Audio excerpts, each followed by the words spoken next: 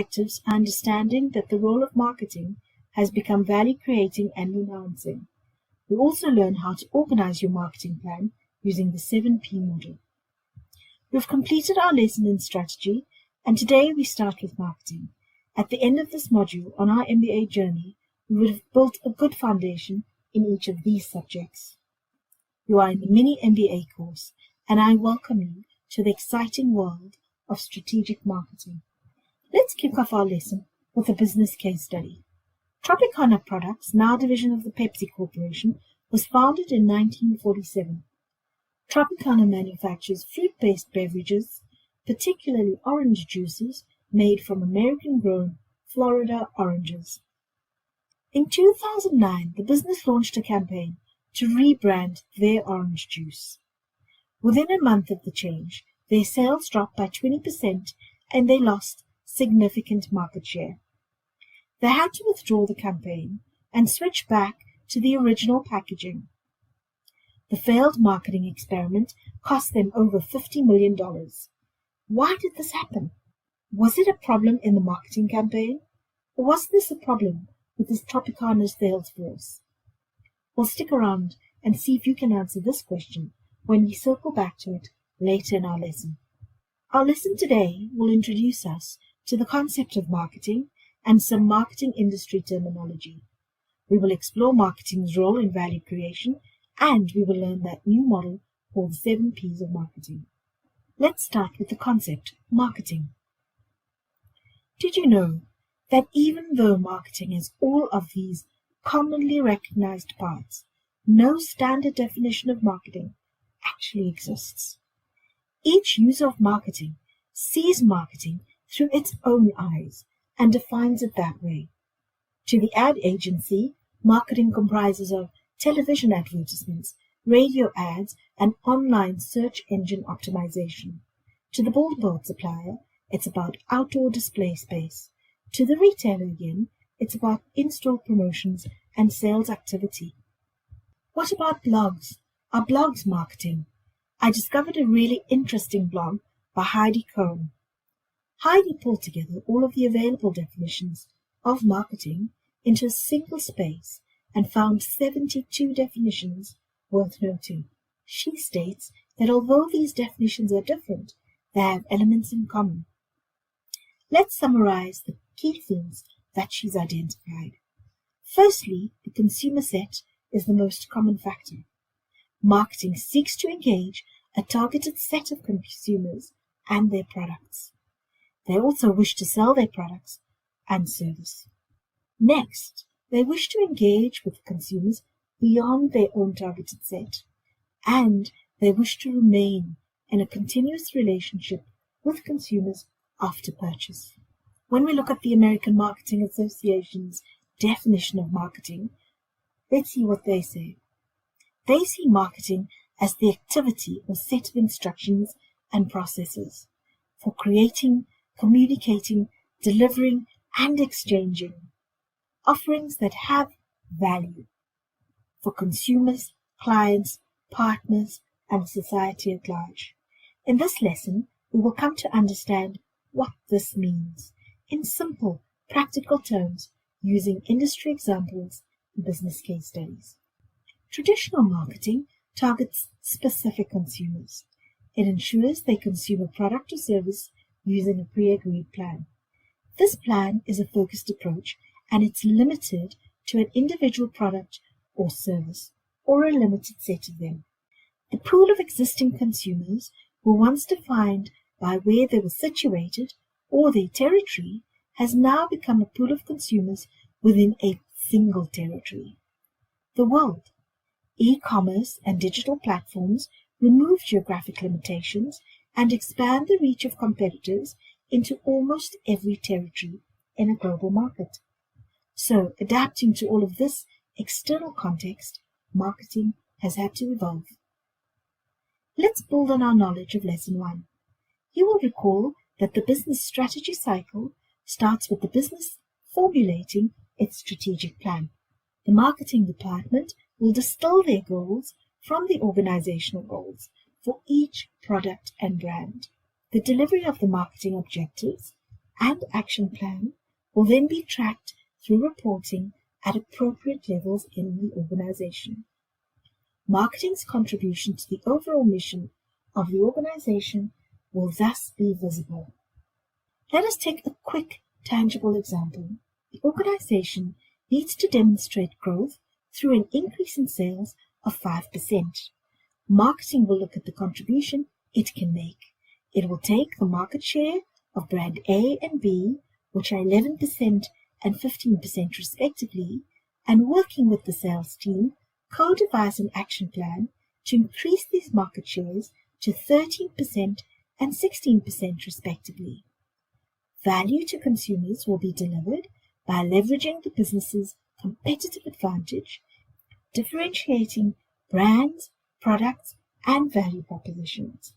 The intent is to demonstrate how much better your brands are compared to that of your business's competitors. A successful result will translate into growth and the accomplishment of the company's mission. This is how strategic marketing, by design, can be a value creator in any business. Now let's apply what we've learned to a business case study. PepsiCo wishes to create value on business intangibles like goodwill and reputation because consumers and investors prefer to support ethical brands. PepsiCo's business mission is to become a more socially conscious business, and it has adopted sustainability objectives to further this intent. PepsiCo identifies initiatives to further its socially conscious agenda, like this one, reducing the plastic in its packaging. The marketing team will use these initiatives in their specific product messaging so that consumers of PepsiCo products know that they're interacting with a socially and environmentally conscious organization and therefore support those brands.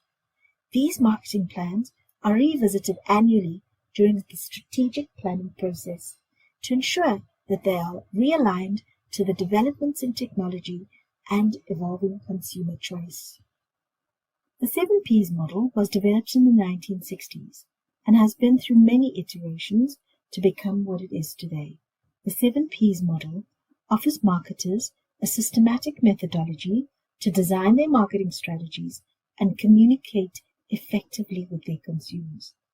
The intent is that consumers will buy and form a relationship with their products. The first P is price. Price is normally what you pay for a product or a service. However, in marketing terms, and in this 7P model, price means more than just the money paid for an item. Price also includes price reduction mechanisms, such as discounts and bonuses, as well as mechanisms which ease or facilitate payment, like credit terms and lay-bys. There is a value embedded in price, and this value is influenced by various factors. Value could be the premium charged for a particular brand name, as well as the lowest price for a commoditized item, depending on the product type. But what is the right price? Because pricing is such a complex arena. A pricing strategy for each product or brand is a business fundamental. Setting the right price involves an array of factors, which include some risk analysis, some segment analysis, this is understanding where your customers are at, your target consumer analysis, this is identifying your consumer's greatest need, the conditions of the market. Quick example, the effect of restrictions on air travel during the corona pandemic and the effect on those tourism products. Your expected margin and input cost. This is really about the profit you expect from your product or brand, and then the number of players in the value chain before the consumer, because each link in the value chain to the consumer carries a cost. In the 7P marketing model, pricing methodologies are characterized into 4 types: cost-orientated models, customer demand models, competitor pricing models, and then a non-specific bucket of models. Let's look at the cost-orientated models first. Cost-orientated models Start the price formulation by looking at the cost of production of the goods and services. You will recognize the models by these names. They are referred to as markup cost or cost plus, full cost or absorption costing, marginal or incremental costing, and rate of return or target pricing. Let's look at how they work. First is the simplest pricing model, and it involves adding your direct materials. So your direct materials are like your factory rent, utilities, labor, and ingredients, and your indirect costs like property taxes and management salaries, and that gets you to a total cost of product. The second step is dividing this cost by the number of units you produce to get a cost per unit. You then add your markup percentage, which is your profit, and you get your unit cost price to your consumer. The negatives of this model is that they don't take the competitor's cost into account. So you could either be outpriced because your own internal conversion processes are too expensive, or you could be underpriced and lose margin because you're too much cheaper than your competitors. The second cost model is called customer demand models. Models in this group are penetration pricing, what the traffic can bear, and price skimming.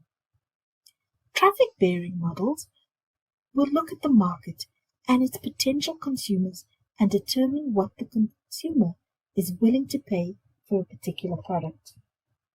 So essentially, it will consider fluctuations in consumer demand, and it will adjust the price to fit the changes in perceived value. The price skimming model, a business will charge the highest price for a product that consumers are willing to pay at launch, and then gradually reduce the price of the item as its competition enters the market and consumers have choice alternatives. Now, penetration pricing does exactly the opposite.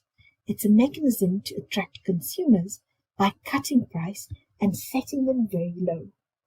It steers consumers to believe that they are gaining more value for their cash when compared to competitive products.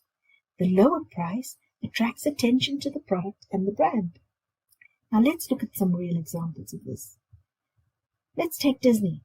Disney charges higher rates for entering to its parks during peak seasons like Christmas and Easter compared to its off-peak prices. Airlines use the demand pricing model quite frequently. During peak seasons like Christmas and Thanksgiving, flights to seasonal destinations like Disneyland, Hawaii, and Nevada will be more expensive, even though they may cost the same to produce as their non-holiday destination flights. The third model is called competitor pricing, and in this model, the price of an item is determined by tracking the price of the competitor in the market and linking the product accordingly. These models are known as parity or going rate pricing, discounted pricing, and premium pricing. Our last bucket of models are models which don't belong to the former three, and these include price bundling, value-based pricing, and prestige pricing. Let's look at some examples of these. Let's look at an example. Price bundling entails charging a cheaper price for a combination of products compared to the price of the sum of two single products. A great example of this can be found in any Boots or personal care store. You can always see shampoos and conditioners being sold as bundled items. What about the movies? Is it not always better to go with the combo meal?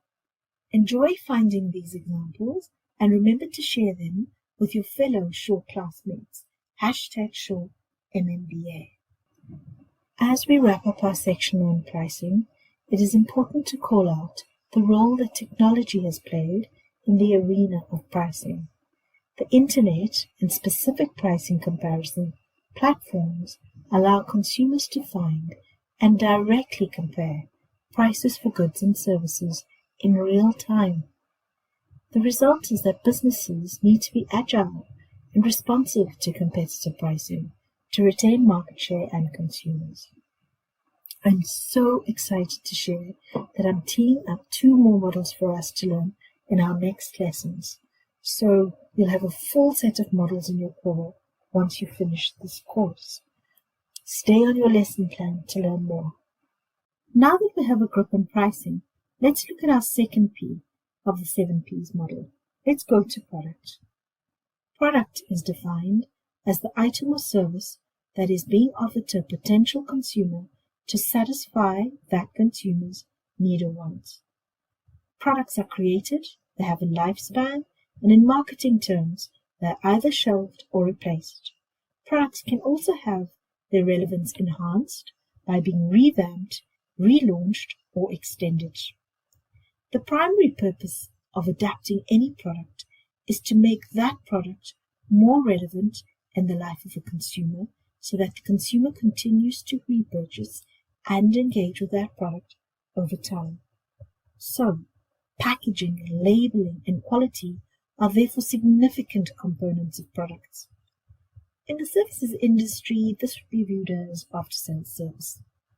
Let's learn some important product-related concepts using the brands of the Kellogg's Company. The Kellogg's product basket consists of all of the cereals that it manufactures. Its product range is a set of variations on a specific product, so that the product has appeal to different segments of the market. It sells these bundled ranges to retailers. Kellogg's has a special kids range, like its Rice Krispies product, but also a special K range for its more health-conscious consumers. Product mix is the assorted basket of products that, when sold or marketed together, form the ideal set of choice for a consumer. A mom-and-pop store may buy a smaller selection of the basket compared to a Walmart type of retailer, who has a larger selection of consumers and requires a larger bundle or mix of products to service them. Products are classified as tangible and intangible. Tangible products are physical, and they can be touched like a car, jewelry, or gadgets. Intangibles are those products that can only be perceived.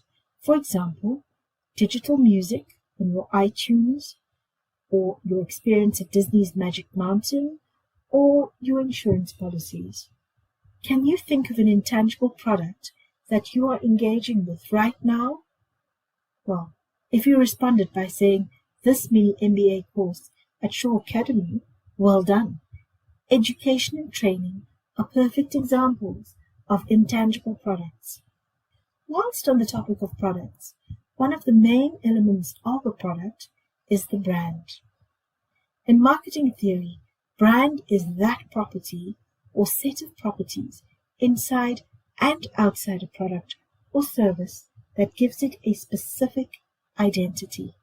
This identity allows the product or service to be distinguishable from similar products or services of the same kind. These elements can take the form of the name, the slogan, the sign or symbol attached to that slogan, or the color. These elements then identify that product and the business that made it. Let's complete some brand analysis with a business case study. Nike's mission statement is groundbreaking sports innovation and bringing that inspiration and innovation to every athlete in the world. When we see the Nike Swish device or logo, all of these brand attributes are immediately brought to mind. We think of cool sportsmen in all categories of sport, especially our favorite sport. We think of functional beauty and performance. This ties into its core value proposition. We all know Nike's call to action, or its mantra, "Just do it." It screams of action and success, and this is also a value proposition of the brand. Wear me, people will think you are successful, just like Michael Jordan and his Nike Airs. Incidentally, they cleverly define athlete as, if you have a body, you are an athlete. This allows them to target to any part of the market or any group they wish to pursue. Can you say the same about the brand intrinsics of Skechers branded sports shoes? They are a global footwear leader, but are they the same as Nike? Look at their history over time in this graphic.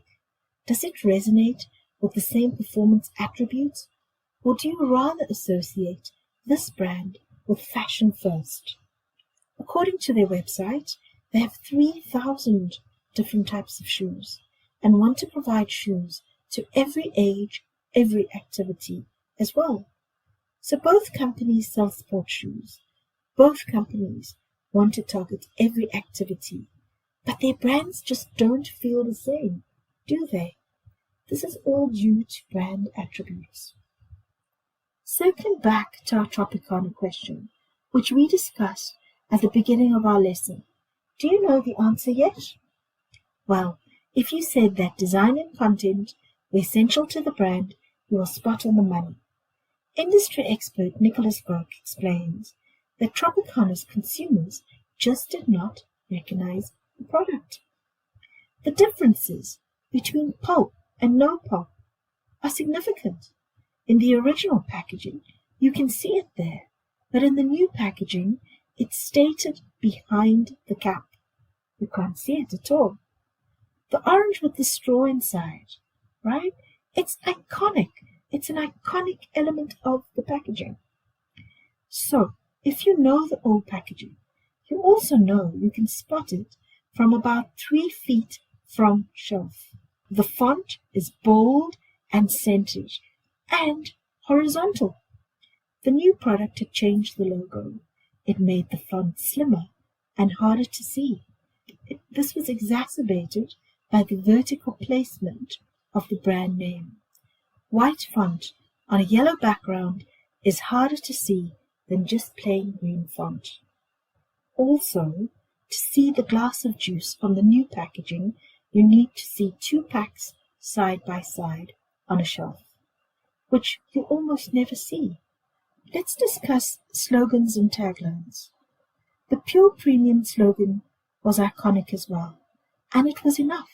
It was what consumers wanted. So the replacement to Squeeze It's Natural to sell the new ergonomic cap did not give consumers the information they needed at the point of purchase. The most important point in marketing is that point when consumer decisions happen. That split second when a consumer reaches to pick up a product and places it in a basket, either physically or online. That moment is called the point of truth by marketers. When confronted with massive amounts of choice, it's the easiest thing to just spot your favorite juice. So at the point of purchase or truth, loyal consumers could just not find their beloved Tropicana product because they could not recognize it. The beauty about brand intrinsics was that the orange had always been a symbol for the juice inside, and that symbol was intangibly held by loyal consumers. Consumers did not need a picture of juice because they were already loyal to the picture of the orange with the straw as that symbol of juice. So the intent of marketing rings true. Marketing is there to satisfy the consumer's need. Failing this cost Tropicana $35 million in a marketing campaign with its agency. It also cost them an additional $20 million in missed sales. 30 days after launch, they went back to their old packaging with a single change. They kept the original cap. This is known as the most expensive cap in history and remains one of the worst rebrand mistakes in the history of marketing. Back to our third P, and then 7 Ps of marketing, being place. Place is the location where the product is marketed. Place is an important feature because businesses need to ensure that products are at a convenient location for consumers to find them. This means they must be distributed to the right place at the right time. Marketing will work together with the supply chain business unit to determine what the forecast should be, the quantities of product to be produced, the assortment of product to be produced, and the timing, when the product should be produced. The type of product determines the location, so general consumer products should be readily available in many stores, while specialist products will be available at specific stores. Further, novel mechanisms to spread reach of products have been developed over time. Do you remember our franchise legal entity from Lesson 1? Of course you do. This model is also a mechanism used by businesses to expand their reach and place of products over large and even multinational geographies. The place today is not the place it was before. Place in marketing has been reinvented.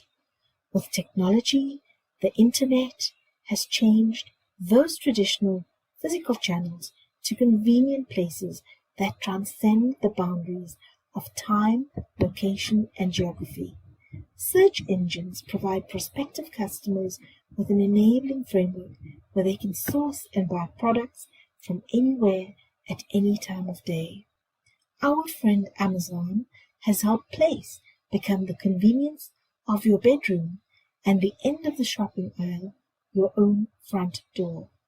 Amazon's mission is to continually raise the bar of the consumer experience by using the internet and technology to help consumers find, discover, and buy anything, and empower businesses and content creators to maximize their success. Amazon are in the business of e-commerce, cloud computing, digital streaming, and artificial intelligence. Do you think they live up to their mission? Do you think that their brand attributes translate effectively into their mission? Let us know what you think, and don't forget to post this online at #ShowMMBA. Let's head over to the next two P's. Let's look at promotion and people. Starting with promotion.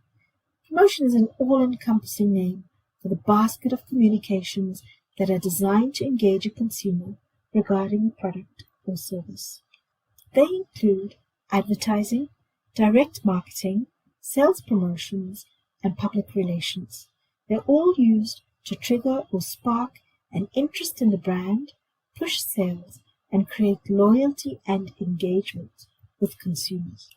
A promotions mix is comprised of all of these elements in the correct percentages to ensure maximum reach to the target market and the targeted consumer.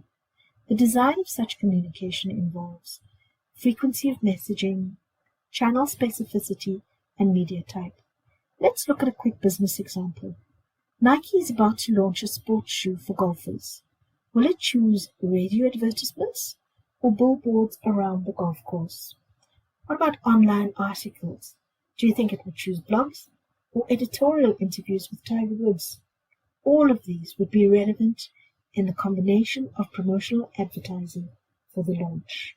So Nike would assess, using marketing analytics, which percentage of its spend it would allocate to each of these initiatives to ensure a successful product launch and thereafter successful repurchase.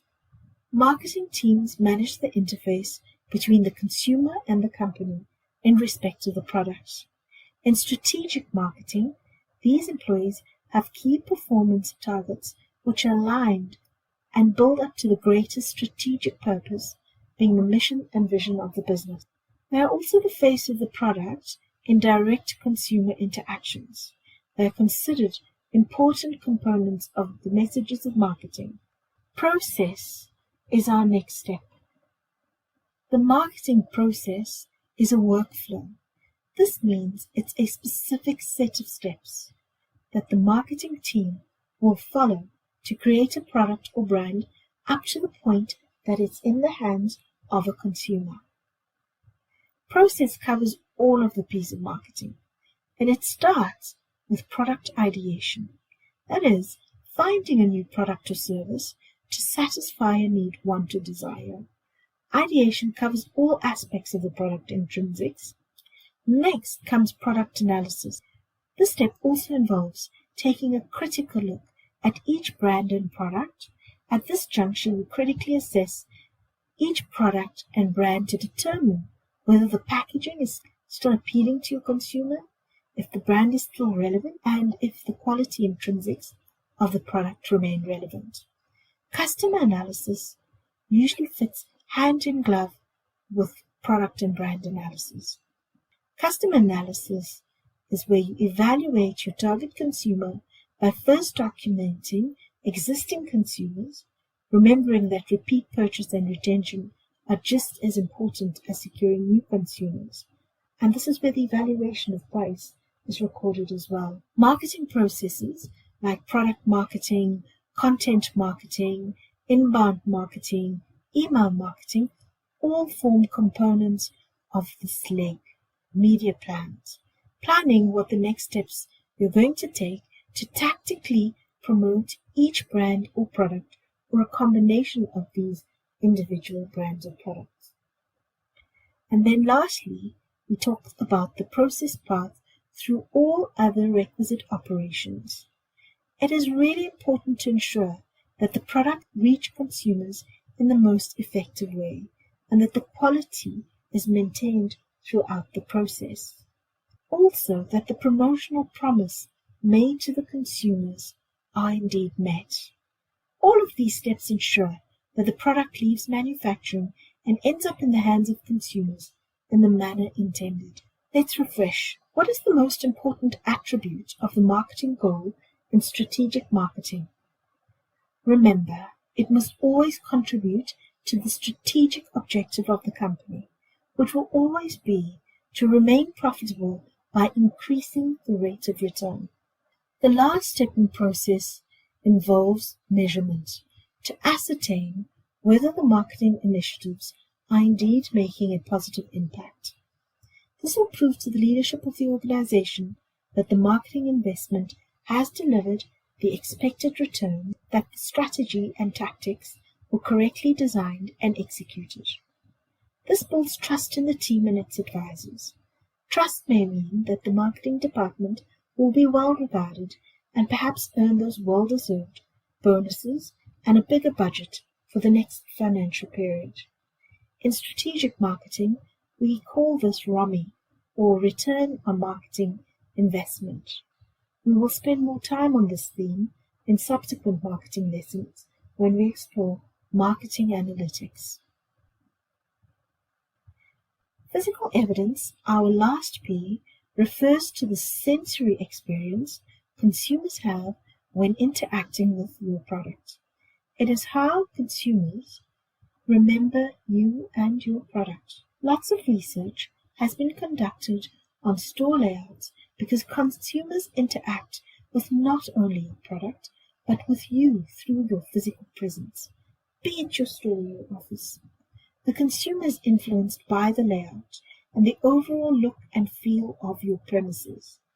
This is a great example, the smell of bread when entering your store.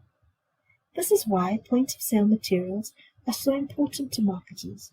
They emphasize the attractiveness of the brands. Other elements of physical evidence include signage and branded elements of business takeouts. For example, Starbucks branded cups. In a virtual store, your online presence must be easy to find, or lose out to the ease and appeal of other sites. Comparative ease of use of your app is just as important. Each element reminds the consumer of your business, your brands, and your products in comparison to that of your competitors. See you soon for Lesson 3. Brace yourself for perspectives in economics. Goodbye.